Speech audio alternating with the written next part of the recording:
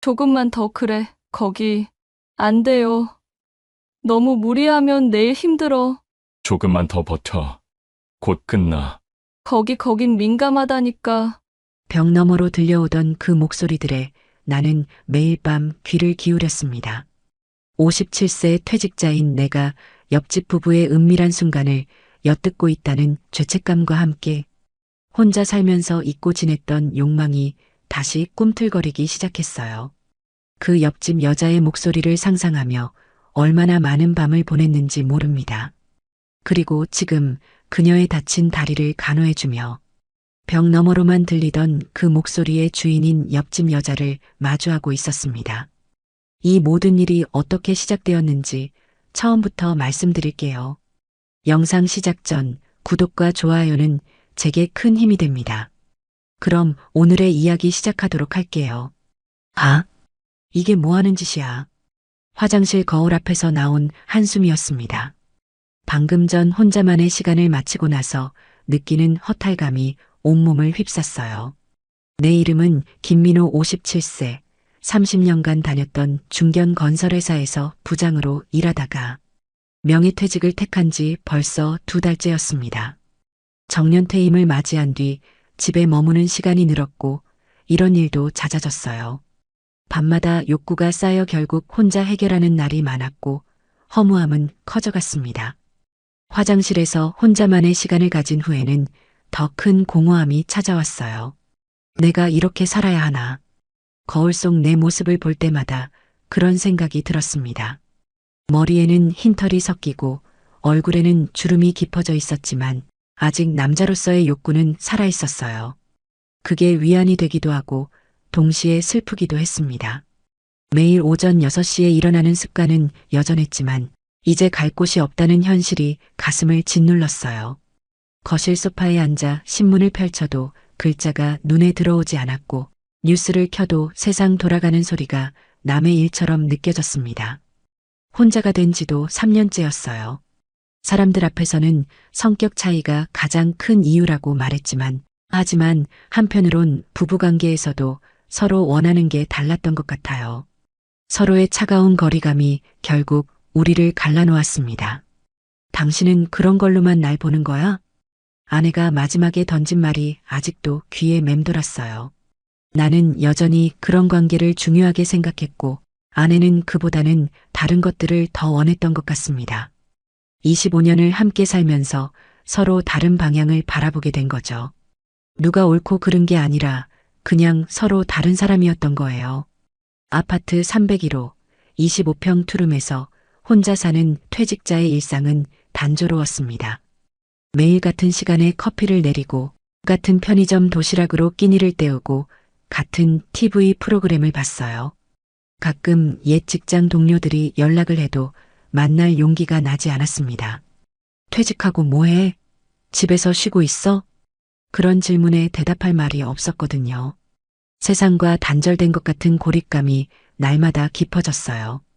그런데 일주일 전부터 옆집 302호에 이삿짐이 들어오기 시작했습니다. 복도에서 들려오는 발소리와 대화 소리로 미루어 보면 젊은 부부인 것 같았어요. 새로운 이웃이 생긴다는 건 반가운 일이기도 했지만 동시에 부담스럽기도 했어요. 혼자 사는 중년 남성이라는 시선을 받을까봐 걱정이 되었거든요. 복도를 지날 때마다 302호 문패를 힐끗 보게 되었고 언젠가는 제대로 인사를 나눠야겠다는 생각을 했어요. 그렇게 평범하고 지루한 나날이 계속될 줄 알았는데 곧 예상치 못한 일이 벌어졌습니다. 오후 2시 그날도 거실 TV 앞에 앉아 있었습니다. 평소처럼 점심 드라마를 보고 있는데 갑자기 옆집에서 이상한 소리가 들려왔어요. 처음엔 가구를 옮기는 줄 알았습니다. 연속으로 들려오는 쿵쿵거리는 소리가 벽을 통해 전해졌거든요. 아직 정리할 게 많나 보네. 그런 생각으로 신경 쓰지 않으려 했는데 곧 낯선 소리가 귀에 들어왔습니다. 조금만 더. 그래, 거기. 여자의 낮은 목소리였어요. 처음엔 뭔가 무거운 걸 옮기면서 하는 말인 줄 알았습니다. 하지만 이어진 소리는 완전히 달랐어요. 안 돼요. 너무 무리하면 내일 힘들어. 그 순간 나는 온몸이 굳어지는 걸 느꼈습니다. 이어서 남자의 거친 숨소리와 함께 가구가 흔들리는 소리까지 들려왔어요. 조금만 더 버텨. 곧 끝나. 거긴 민감하다니까. 벽 하나를 사이에 두고 그 모든 게 고스란히 전해지고 있었습니다. 부부 사이의 은밀한 순간이 내 귀에 생생하게 들려오고 있었어요. 나는 급히 TV 리모컨을 찾아 볼륨을 높였지만 이미 늦었습니다.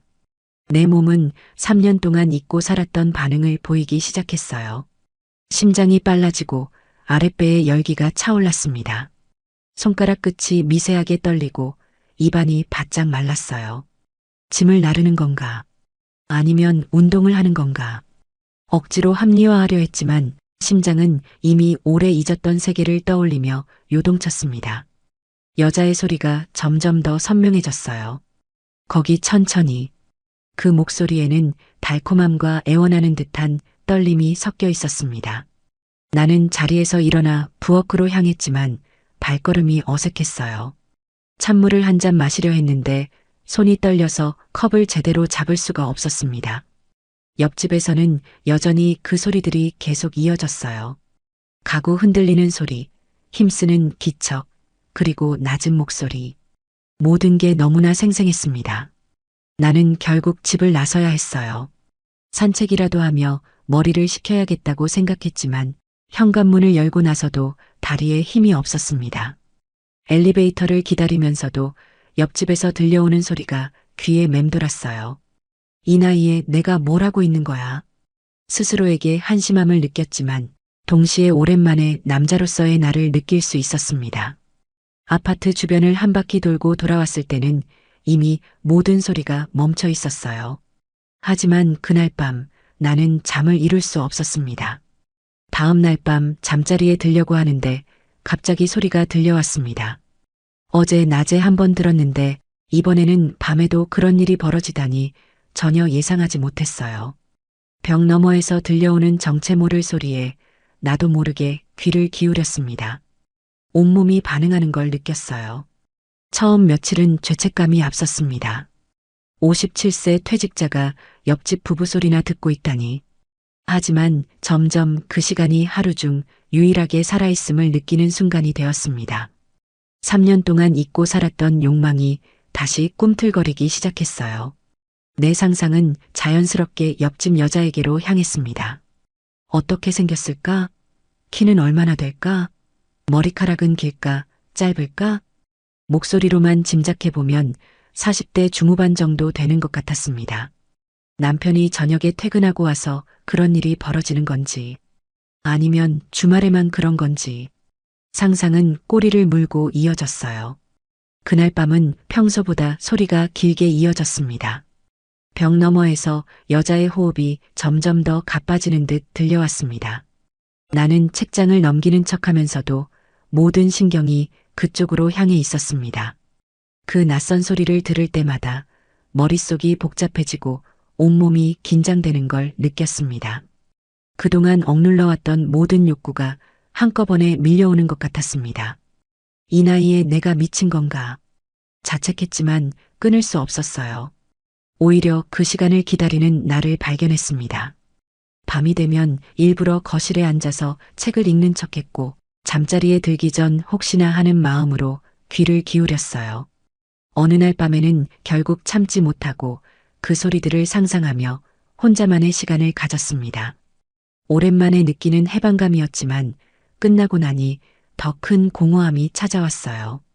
화장실 거울에 비친 내 모습을 보니 초라하고 한심해 보였습니다. 하지만 동시에 아직 남자로서의 욕구가 죽지 않았다는 걸 확인할 수 있었어요. 그게 위안이 되기도 하고 슬프기도 했습니다. 주차장에서 그녀를 처음 마주친 건 목요일 오후였어요.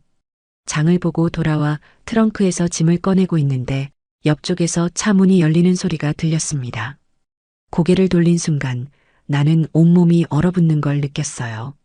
운동복 차림의 여자가 흰색 승용차에서 내리고 있었습니다. 건강해 보이는 체형에 운동복 차림이 잘 어울렸습니다. 어깨까지 오는 웨이브진 갈색 머리카락, 땀에 살짝 젖은 얼굴에는 건강한 홍조가 돌고 있었어요. 운동을 하고 온 모양인지 이마에 가는 땀방울이 맺혀 있었습니다. 안녕하세요. 그녀가 밝게 웃으며 인사를 건넸어요. 그 순간 나는 확신했습니다. 바로 이 목소리였어요. 벽 너머로 들려오던 그 달콤한 목소리. 옆집에 이사 온 이선영이라고 해요. 그녀가 이어서 말했을 때 나는 더욱 확신하게 되었습니다. 아, 안녕하세요. 301호에 사는 김민호입니다. 나는 겨우 대답을 했지만 목소리가 약간 떨리는 걸 느꼈어요. 옆집 여자는 47세 정도로 보였는데 나보다 10살 정도 어린 나이였습니다. 얼굴에는 성숙한 여성의 매력이 있었지만 동시에 어딘가 순수한 미소가 인상적이었어요. 혹시 불편하지는 않으셨어요?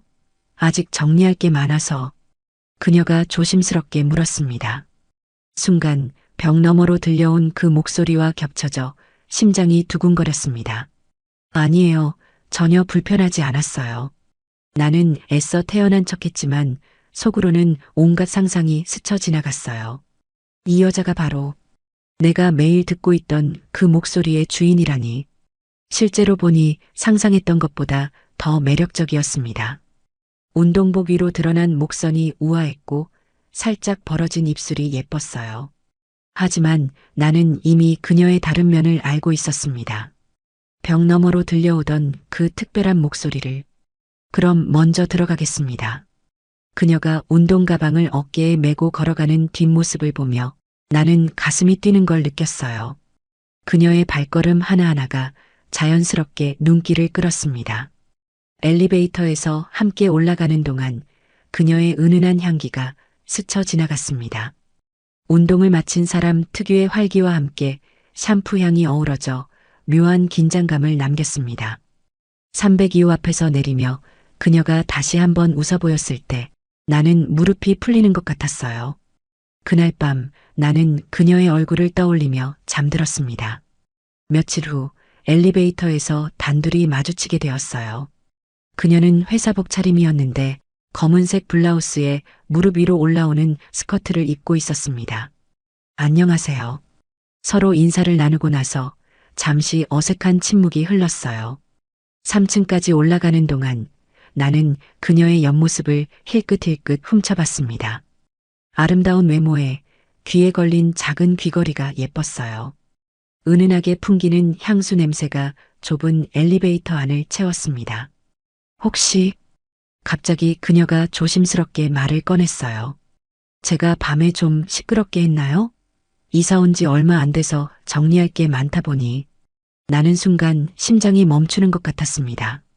그녀가 정말 모르고 하는 말인지 아니면 알고 있으면서 떠보는 건지 알 수 없었어요.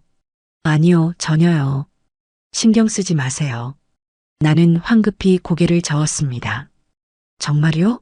벽이 얇아서 혹시 불편하실까봐. 그녀의 목소리에는 진짜 걱정이 담겨 있는 것 같았어요. 괜찮아요. 저도 혼자 살다 보니 별로 신경 안 써요. 혼자 사세요?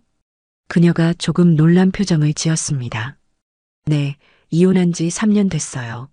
아, 죄송해요. 괜한 질문을. 괜찮아요. 이제 익숙해졌어요. 엘리베이터가 3층에 도착했고 우리는 함께 내렸어요. 복도를 걸으면서 그녀가 다시 말했습니다. 앞으로 더 조심할게요. 벽이 정말 얇은 것 같아서. 그 말을 들으며 나는 복잡한 심정이었어요. 한편으로는 아쉬웠고 다른 한편으로는 다행이라는 생각도 들었습니다. 너무 신경 쓰지 마세요. 저는 정말 괜찮아요. 각자 집 앞에서 헤어질 때 그녀가 미소를 지어 보였어요. 좋은 이웃이 되었으면 좋겠어요. 그날 밤 나는 그녀와의 대화를 계속 떠올렸습니다. 벽이 얇아서 그녀도 소리가 새어나간다는 걸 알고 있었구나. 그런데도 여전히 그 시간들이 계속되고 있다는 건 상상만으로도 가슴이 뛰었어요. 어머니의 갑작스러운 병환으로 지방에 내려가야 했습니다. 누나로부터 전화를 받은 건 금요일 저녁이었어요. 민호야, 어머니가 쓰러지셨어. 빨리 와. 다음 날 새벽 첫 기차를 타고 부산으로 내려갔습니다. 솔직히 집을 떠나고 싶지 않았어요. 옆집에서 들려오는 그 소리들, 그리고 그 여인에 대한 알 수 없는 호기심이 제 마음을 붙잡고 있었으니까요. 하지만 어머니 병환을 핑계로 도망치는 것일지도 모른다는 생각도 들었습니다. 57세 중년 남성이 옆집 부부의 사생활에 집착하고 있다는 현실이 부끄러웠거든요. 어머니는 다행히 큰 병은 아니었지만 혼자 계시기에는 불안한 상태였어요. 누나와 상의한 결과 당분간 제가 어머니를 모시기로 했습니다. 병원 다니시는 것도 도와드리고 집안일도 거들어야 했어요. 부산에서의 생활은 나름 바빴습니다.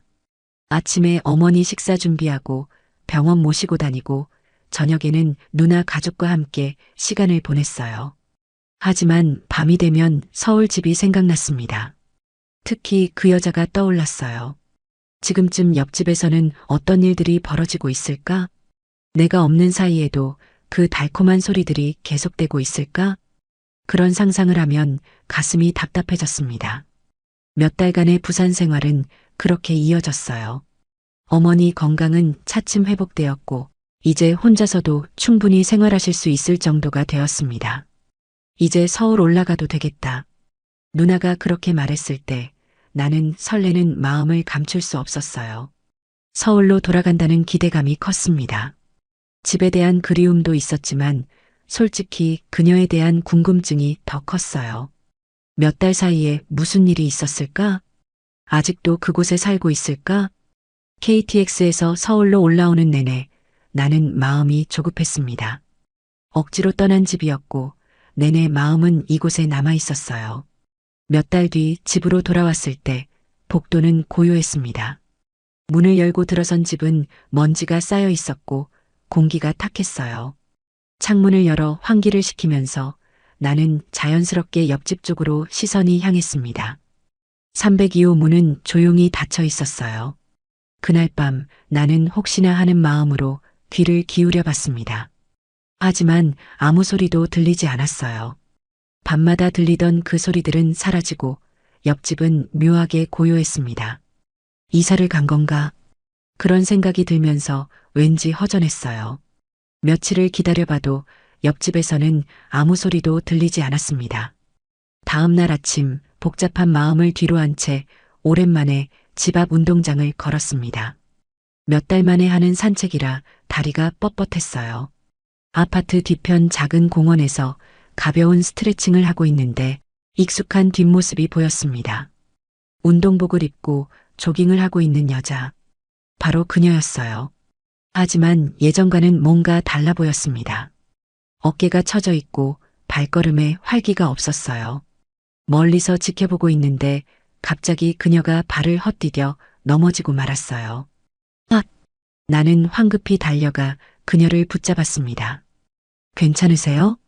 그녀가 발목을 붙잡으며 얼굴을 찡그렸어요. 아, 발목을.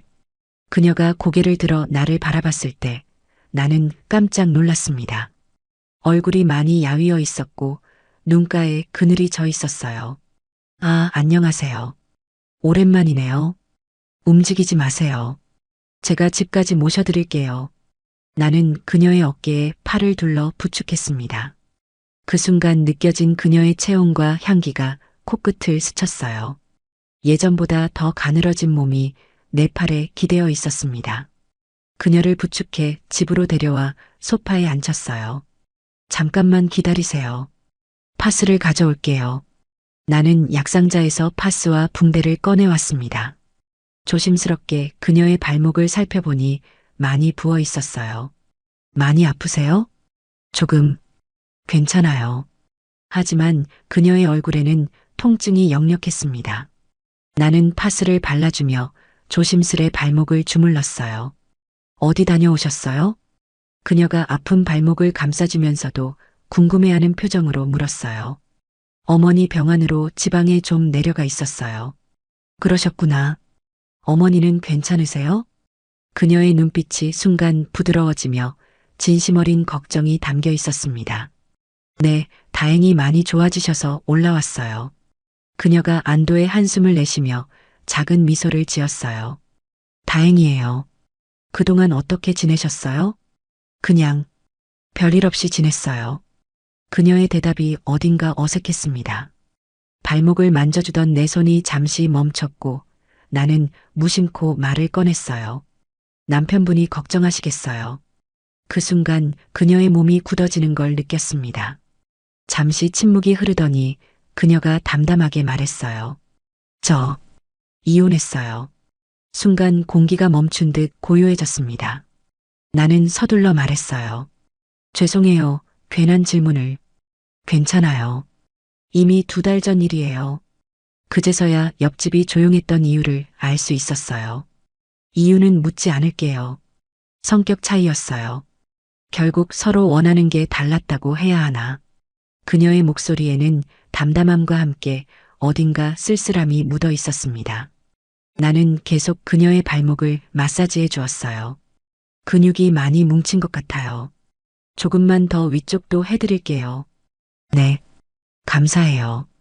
손을 종아리 쪽으로 옮기자 그녀가 잠시 긴장하는 게 느껴졌습니다. 부드러운 피부가 손에 닿았고 그녀의 체온이 전해져 왔어요. 어떠세요? 좀 나아지는 것 같아요? 네. 훨씬 좋아졌어요. 그녀의 호흡이 미묘하게 흔들리기 시작했습니다. 손이 조금 더 위로 올라가자 그녀의 숨소리가 미세하게 변했어요. 괜찮아요. 그만해도 돼요. 그녀의 낮은 목소리가 방 안에 번졌어요. 그 순간 나는 깨달았어요. 벽 너머로만 듣던 그 목소리, 상상으로만 그리던 그 여자가 바로 내 앞에 있다는 걸. 서로를 바라보는 시선에는 이미 다른 의미가 담겨 있었습니다. 선영 씨, 내가 그녀의 이름을 부르자 그녀가 나를 바라봤어요. 그 눈빛에는 허락의 의미가 담겨 있었습니다. 우리는 결국 멈추지 못했어요. 오랜 시간 억눌러왔던 외로움과 욕망이 한꺼번에 터져나왔습니다. 벽 하나를 사이에 두고 상상하던 모든 것들이 현실이 되는 순간이었어요. 한참 후 나는 믿을 수 없었어요. 그토록 그리워하며 벽 너머 목소리로만 상상하던 그녀와 함께 있다는 게 꿈과 현실의 경계가 사라진 것 같았습니다. 그날 밤 이후 나는 한숨도 잘 수 없었습니다. 벽 너머로만 상상하던 그녀와 실제로 함께했다는 사실이 믿어지지 않았어요. 침대에 누워서도 계속 그 순간들이 떠올랐습니다. 그녀의 따뜻한 기운과 다정한 목소리, 모든 게 꿈만 같았어요. 정말 일어난 일일까? 여러 번 자문했지만 아직도 마음속에 선명히 남아있는 순간들이 현실임을 증명했습니다. 다음 날 아침 나는 일찍 일어나 커피를 내렸어요. 평소와 같은 일상이었지만 모든 게 달라 보였습니다. 창밖 풍경도 더 밝아 보였고 커피 향도 더 진하게 느껴졌어요. 그런데 문제는 그녀를 어떻게 대해야 할지 모르겠다는 거였습니다. 혹시 그녀는 어젯밤을 후회하고 있는 건 아닐까? 아니면 일회성으로 생각하고 있는 건 아닐까? 온갖 걱정이 머릿속을 맴돌았어요. 오후 2시쯤 초인종이 울렸습니다. 문을 열어보니 그녀가 서 있었어요. 손에는 도시락 통을 들고 있었습니다. 안녕하세요. 어제 감사했어요. 괜찮아요. 발목은 어때요? 많이 좋아졌어요. 덕분에. 그녀가 살짝 붉어진 얼굴로 말했습니다. 점심 드셨어요? 그녀의 목소리는 평소보다 조금 떨리고 있었어요. 얼굴도 약간 붉어져 있었습니다. 아직 안 먹었는데요. 그럼 같이 드실래요? 너무 많이 만들었거든요. 우리는 거실 테이블에 마주 앉았습니다. 어색한 침묵이 흘렀어요. 평소 같으면 자연스럽게 대화를 나눴을 텐데 이상하게 말이 나오지 않았습니다. 어젯밤 그녀가 조심스럽게 말을 꺼냈어요. 후회하지 않으세요? 나는 고개를 저었습니다. 전혀요. 오히려 감사해요. 저도 같은 마음이에요. 그제서야 우리는 서로를 바라보며 미소를 지을 수 있었어요. 식사를 마치고 나서 그녀가 설거지를 하겠다고 부엌으로 향했습니다. 나는 뒤따라가서 그녀의 어깨에 손을 올렸어요. 선영 씨, 그녀가 뒤를 돌아보는 순간 우리는 다시 서로에게 이끌렸습니다. 이번에는 어젯밤보다 더 차분히, 더 진심을 담아 서로의 마음을 확인했습니다. 그녀의 모든 것이 소중하게 느껴졌습니다. 그 이후로 우리는 거의 매일 만났어요. 때로는 그녀가 내 집에 와서 함께 요리를 하기도 했고, 때로는 내가 그녀 집에 가서 영화를 보기도 했습니다. 하지만 아직 서로에게 조심스러웠어요. 10살의 나이 차이도 부담스러웠고, 각자의 이혼 경험도 마음에 걸렸습니다. 이런 관계가 맞는 걸까요? 그녀가 어느 날 불안해하며 물었어요. 우리 둘 다 상처받은 사람들인데, 그래서 더 잘 알 수 있는 거 아닐까요? 서로의 아픔을. 내 말에 그녀가 고개를 끄덕였습니다. 맞아요. 당신과 있으면 마음이 편해져요. 일주일이 지나고 우리는 서로에게 더 솔직해졌어요. 각자의 결혼 생활에 대해서도 이야기했습니다. 남편은 저를 이해하려 하지 않았어요. 항상 자기 일이 우선이었죠. 나도 비슷했어요. 서로 다른 걸 원했던 것 같아요. 상처받은 경험을 나누면서 우리는 더 가까워졌습니다. 서로의 아픔을 이해하고 위로해 줄 수 있는 사람을 만난다는 건 정말 소중한 일이었어요. 한 달이 지났을 때 나는 확신했습니다. 이건 단순한 외로움을 달래기 위한 관계가 아니라는 걸, 진짜 사랑이라는 걸, 그녀도 같은 마음인 것 같았어요. 이제 우리는 미래에 대해서도 이야기하기 시작했습니다. 우리가 정식으로 사귀기 시작한 지 2달째 되던 어느 일요일 아침이었습니다. 그녀와 함께 있으면서 나는 완전히 다른 사람이 된 것 같았습니다. 아침에 일어나는 것도 즐거웠고 하루하루가 설렘으로 가득했어요. 57세의 나이에 이런 감정을 느낄 수 있다는 게 신기하기도 했습니다. 처음엔 그냥 외로웠어요. 그녀가 솔직하게 고백했어요. 이혼하고 나서 너무 공허했거든요. 그런데 당신과 만나면서 달라졌어요. 나도 마찬가지였어요. 3년 동안 이런 감정을 느껴본 적이 없었거든요. 우리는 서로의 빈 공간을 완벽하게 채워주는 존재였습니다. 그녀는 나에게 젊은 에너지와 활력을 주었고 나는 그녀에게 안정감과 든든함을 주었어요. 주변에서 뭐라고 할까봐 걱정돼요.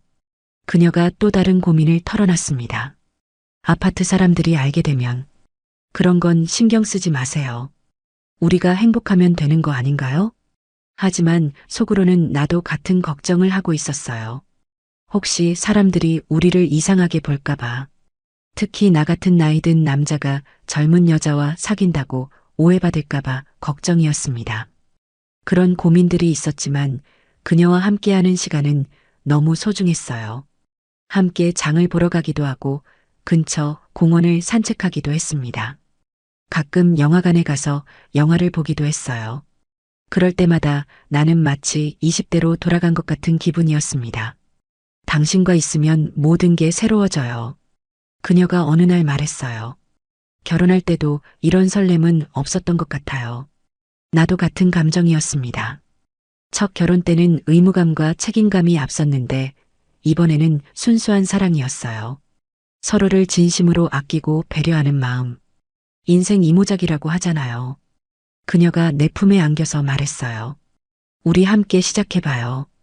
2번째 인생을. 정말 그럴까요? 우리가 잘할 수 있을까요?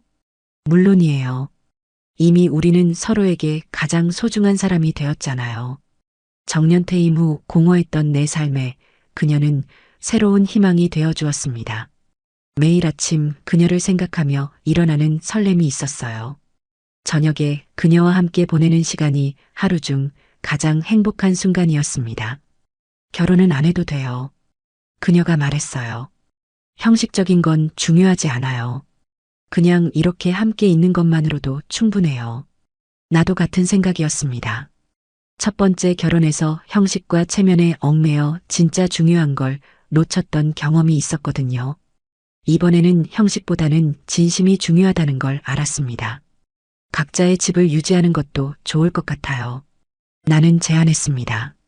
너무 급하게 하지 말고 천천히 우리만의 방식으로. 좋은 생각이에요. 옆집이라는 거리감이 오히려 적당한 자유를 주는 것 같아요. 그녀도 동의했습니다. 우리는 각자의 공간을 유지하면서도 많은 시간을 함께 보내기로 했어요. 서로에게 의존하지 않으면서도 깊이 사랑하는 관계. 그게 우리가 원하는 방식이었습니다. 벽 하나를 사이에 두고 시작된 우리의 관계는 이제 그 벽을 허물고 하나가 되었어요.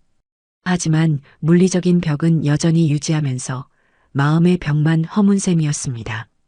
57세와 47세, 각자 실패한 결혼 생활을 뒤로하고 새로운 사랑을 시작하게 된 거죠. 세상 사람들이 뭐라고 하든 상관없었습니다. 우리에게는 서로가 있었고 그것만으로도 충분했어요. 어떤 사랑이든 늦은 건 없어요. 그녀가 말했을 때 나는 깊이 공감했습니다. 나이가 들어서도 느끼는 설렘, 따뜻한 체온, 그리고 함께 만들어가는 새로운 추억들. 모든 게 소중하고 의미 있었어요. 정년퇴임 후의 공허함은 이제 완전히 사라졌습니다. 대신 매일 아침 그녀를 생각하며 일어나는 기쁨이 있었어요. 우리의 두 번째 인생은 이제 막 시작이에요. 그녀가 미소 지으며 말했을 때 나는 확신했습니다. 옆집 여자로 시작해서 인생의 동반자가 된 그녀와의 미래가 기대된다는 걸. 앞으로 얼마나 많은 시간이 남았는지는 모르지만 그 시간들을 그녀와 함께 의미 있게 보낼 수 있다는 것만으로도 충분했습니다. 사랑은 정말 나이와 상관없다는 걸 우리가 증명하고 있었어요. 오늘의 이야기는 여기까지입니다. 혹시 끝까지 들어주신 분이 계시다면 구독과 좋아요 그리고 댓글로 잘 들었어요 한마디면 제게 큰 힘이 됩니다. 감사합니다.